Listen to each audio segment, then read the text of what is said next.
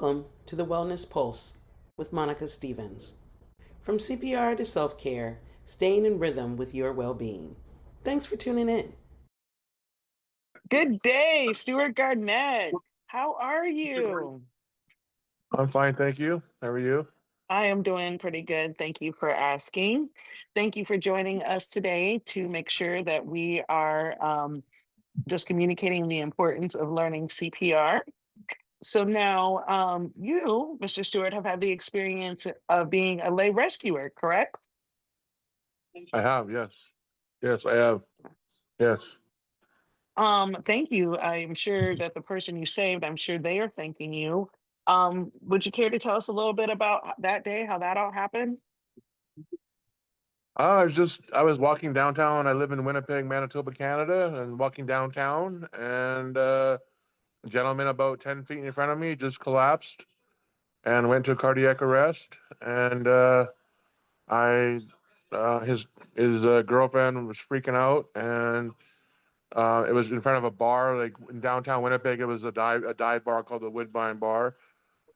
His He was going to see his dad there and had the cardiac arrest out front.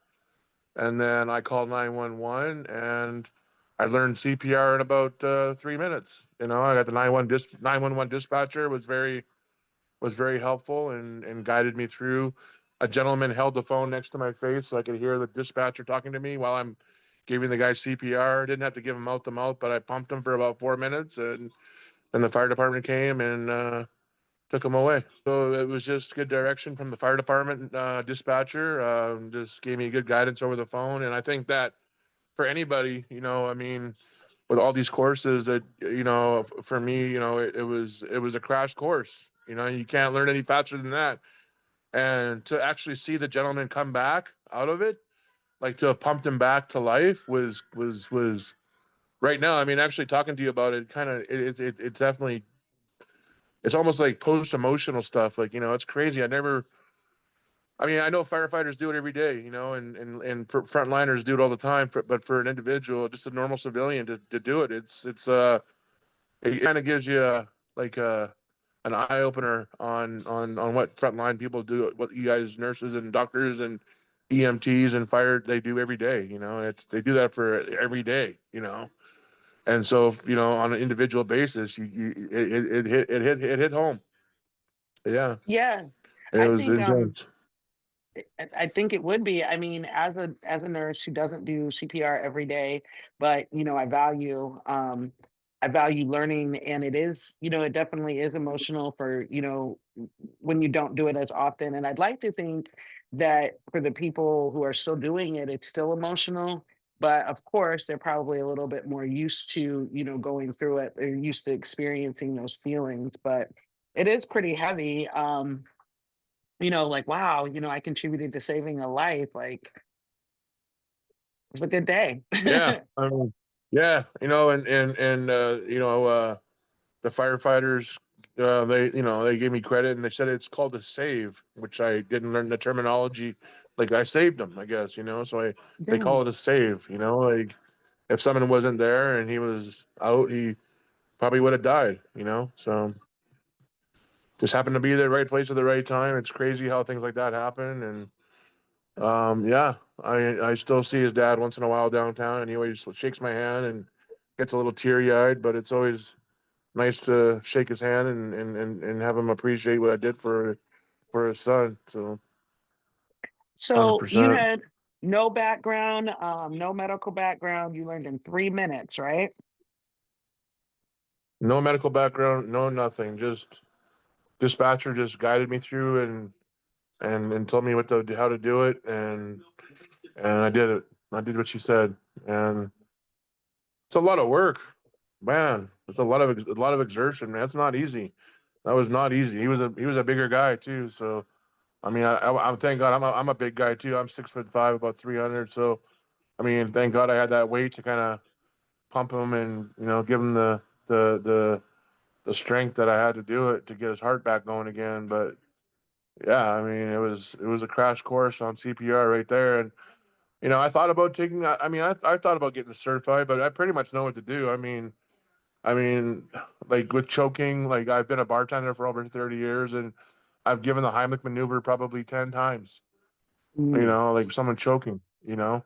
So I know how to do that, like the Heimlich, like I'm big and tall and thank God I could pick someone up. One was a lady and, uh, and I accidentally, I broke her rib cage, but like I had to give her a good jolt because she was choking to death and Right. she was turning blue.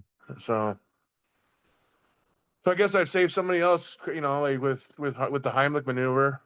Yeah. Probably, I guess I'd say I shouldn't say seven. It was probably about 7 times, I think. But it's enough. So yeah, you learn these kind of things like on the whim, and I mean, I feel like yeah, I mean, I could go and get certified, but I feel like I know what I could do. I know what to do, like calling 911 and starting compressions and yeah, and I would hope that like a lot of people in the world would do it because one of the things for me is I'm totally I had a couple of cardiac arrests myself, and I'm kind of apprehensive of getting an IED. I don't really want to. I don't know. I don't know. I'm scared to get it. I don't want to get it. But at the same time, then I hope that, like, for example, like where I live in Winnipeg, Manitoba, Canada, I can see the hospital from my apartment window, and there's a fire department probably 30 seconds from my apartment. So calling 911, I know they'd be here really fast. But um, yeah, I mean, that's kind of where I'm at. Yep. So you mentioned that you also have experienced sudden cardiac arrest. So you've been on both sides of the Yeah. coin. The first one, I was at the YMCA playing basketball, and I went to cardiac arrest, and thank God I was in the YMCA where they have an AED. But at the same time, I was also super lucky. There was a firefighter right there. Like that, he was in the parking lot, so I got lucky with that. Then they gave me a shock there, and then I went to the intensive care, and I was in the hospital for about 2 months, and then kind of got my strength back, and then I was just lucky to have the fire department there both times. Like, and I was yeah pretty lucky to have that. So and yeah, it's very scary. But like I said, this group, and the sudden cardiac arrest, it's very um, you know uh, like it can help out with those bad days when you get down. Sometimes, like I get really like sometimes PTSD on like what happened to me and how I survived it and how I'm still here. So. Does that make being a rescuer like more emotional, like having known that you went through it? Did that give you any inspiration or did you think about it afterwards? Being the rescuer and happening so fast that you don't think about it until like talking to you right now kind of resonates some emotional that not emotional but just like what you did as to another human being. You save someone's life, but again, it's what the frontliners do every day. So I mean, with up here in Canada, and I mean, I don't know how it is down there, but the fentanyl crisis is insane here. It's insane. And like there's there's ODs all over the place all day, every day here in Winnipeg. It's nonstop. It's absolutely horrible. And So it sounds like you're getting a kind of a street version of first aid class. You might go ahead and take one because you're doing you're doing, saving people through choking and, doing CPR and the OD. I mean, it well, I sounds think like, being a yeah. bartender, I mean, I think being a bartender, you see a lot of things in life. I've actually seen one heart attack too. Um, but I don't know what happened to that person because the person was sitting at the bar and then I thought they went to the bathroom and they were gone for a while and their food came out and their drink was sitting there and as I walked over, I looked over, I saw feet and they were laying on the bottom of the bar by the bar stool and the lady was had a heart attack. I called 911. They came pretty fast and I'm not sure if she made it or not, but one of the most interesting things too is Actually, maybe for your research and for your too, there's a great cardiac program here. Well, the hospital that I live at right here, like it's literally across the river right here, called St. Boniface Hospital. It's known for its cardiac unit, for one of the best in the world. Ooh. And I was doing a program called, it's a refit program. It's a cardiac refit program. It's a fancy gym, and it's all cardiac patients, and it's um, a big track and lots of different sports. So I feel comfortable going there and just walking the track, because I know that, well, there's everything. You can check your blood pressure whenever you want. There's nurses on duty right all the time, and and one of the things that I knew that was going to happen was, if there was going to be the heart, I mean, the chances of something happening are higher there, because everyone has heart problems. And sure enough, one day a guy did drop, and I'm not sure what happened to him, because I heard him fall down, and then we have these buttons we press, they're all over the walls. And so yeah, it's called a cardiac refit program. It's very, very helpful. There's counselors, nutritionists, there's teachers, there's trainers, there's a cafeteria. It's really nice. And it was covered by my insurance. So I did that. But yeah, no, it's interesting to divulge yourself into the cardiac world. Like, after having had the cardiac arrest and having save somebody from cardiac arrest.